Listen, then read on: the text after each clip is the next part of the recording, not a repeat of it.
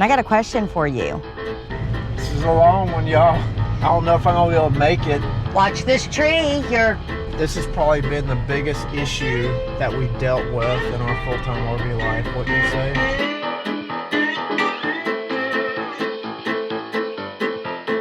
Hey, I'm Renee. And I'm Greg. 2 miles to go, and we just spent the night at this awesome Harvest Host, only 3 minutes down the road from the RV park we are heading to. And I got a question for you. Early check-in or late checkout, do you think the fees, if there is one, is it worth it? No, I don't. We literally just spent the entire morning. We can't check in till 2 o'clock, which it is now 2:03, so we're good to go. But I called to ask. Great park, but saving $15. We just stayed here at the Harvest Host. I did check with them last night how late we could leave here. They said no problem as long as we didn't spend another night without letting them know. So the thing is, if you're already comfortable, we're sitting there playing on our phones, doing stuff. I was working, I was editing video. Yeah, why not wait a couple hours and just save the 15 bucks? I mean, $15 just to get three minutes. I guess if we were in a position for sure that we couldn't sit somewhere, then we would do it. But that's just my question of the day. No coffee, no water needed for travel day. Nope. So if you're wondering why we're at a Harvest Host, just 3 minutes down the road from our RV park, what happened was we did request this stay here when we were considering or thinking that we would be driving up to the Coeur d'Alene area. And when we decided to revamp that and stay here at a park that had an availability over the whole 4th of July weekend, we already had this booked. We didn't want to cancel on them in less than 24 hours. So we stayed anyway. And it was a great dinner, and we met some amazing other Harvest hosts that we socialized into 9:30 or so last night out here. So it was a good time. That was real RV life right there. That was real RV life. Watch that mirror and that fender, dude.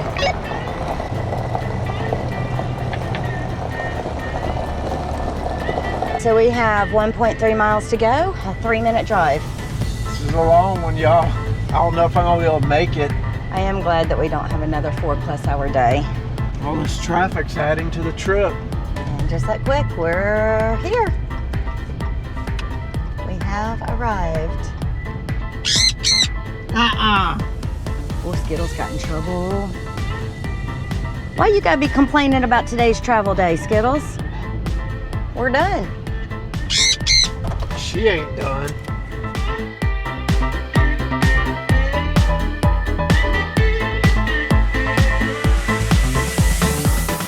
All right, we're on pull-through site, and yeah.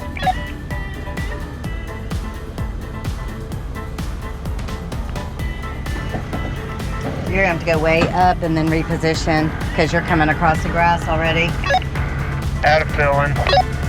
Yep, like as far forward as you can go. Tight spots. Watch this tree. You're right here that I'm standing under. They just clear.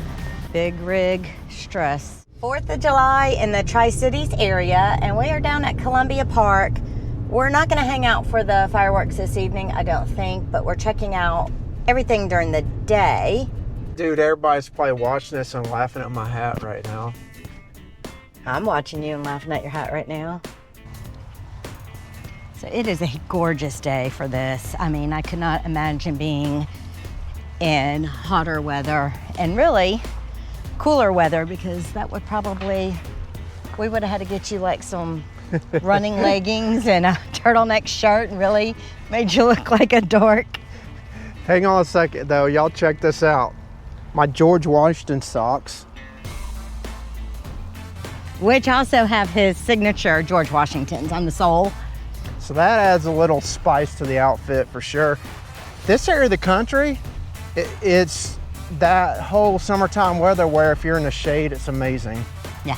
And then it's a little bit hot if you're out in the sun in the summertime. So this thing's starting here at noon in just a little bit. Yeah, 15 minutes. It is not very crowded. I wonder if this is it for the vendors. I kind of thought this would be chaos. Not that I'm looking for chaos. I do like to, you know, be kind of a little bit more mellow, not have all the big crowds and everything, but I really thought I had an idea that this would be something different. Maybe the chaos starts tonight. I have a feeling I'm sure tonight's it's gonna be nuts. chaos here. Because that's the end of the road. Yeah, I got an idea. Let's do what we're so good at and go check out the actual town itself of Kennewick. Sure. So Renee's looking for stuff in the town area. On the whole Pasco, Kennewick, Richland vicinity.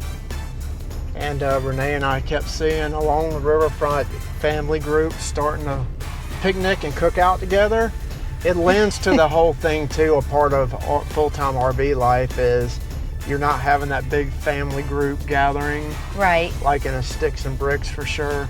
Somebody mentioned last year about locking in because this kind of was a situation we were in. But locking in something where we wanted to be with or without whom, but like where we wanted to be, and that somebody didn't commit and make a decision. So here we are again. It's the way we roll. It's like the truck bed bashing. It's something I got to mentally get myself more attuned to for sure. So we know we left you hanging the other day, and we're going to talk about that in just a minute. What I will say about this, as of when Renee and I started full-time RVing, this has probably been the biggest issue that we dealt with in our full-time RV life, wouldn't you say? Yeah, definitely, and the most ongoing issue. So, let's talk about it. We have always predominantly flew by the seat of our pants, I guess you could say. Not really planning at all. First off, I want to say something. The flying by the seat of your pants RV traveling is mainly because I have always felt like the discovery Right. of not knowing what's around the corner a couple days, what kind of campground is just always fun. But I will say it kind of came to a head a couple days ago. It did. So we've been bit in the butt by planning last fall, and I had to go through and cancel parks. And then we kind of got bit last year and this year, 4th of July, not planning. So we know people that plan out every stop like a year in advance. And that does work for some people. And then for others, it doesn't, because you might already be locked in somewhere and something new or exciting comes up, and then you got to readjust your plans, cancel, make new reservations. So we kind of went with the idea of winging it, so we had that flexibility. So after saying last year we were going to lock in something for 4th of July, this year it was the 250th. We knew it was going to be crazy big deal. No, so we were waffling on going to Washington State to see our friends because of fuel prices. Yes. And that was like literally a 3-week long gap out of the equation. Right. So that kind of lended to my laziness on the 250th was, are we going to go to Washington? Do we want to pay $6 a gallon for diesel? Right. And before you know it, It was here. we're stringing along on our whole 7 to 10 day planning cycle that we've been doing. So that is an example of how this is our biggest, what did you say? Our biggest issue in our RV life with It's- full timing. It's not living in small spaces. It's not even parking the RV, although we've had our issues with that. You've Here seen. lately we have. But and that's it my is- fault too. It's literally disagreeing or agreeing to plan out or not plan out. We do plan our rocks. You know, we have Christmas planned out. We have A rally in a October rally planned out. in October planned out. We have Thanksgiving planned out. Well, you also have last minute variables too with the planning. Like we've been talking about going to Stanley, Idaho Yes. boondocking. And it's like, yes, let's do it. And it's kind of in the plan. And then all of a sudden there's a heat wave and it's in the 90s. And you're looking at the route and you're trying to find a spot. And Greg has been way more involved this week, or should I say yesterday. And I think you're starting to figure out some of the stress and what goes into finding a park that will fit in, electricity or not. I think there's a middle ground between how What is it? Yeah, Renee, and like my middle ground is, and I haven't done it, is Labor Day weekend. We need to rock that one like right now. You heard it. He spoke it. Let's see if it happens. Yeah.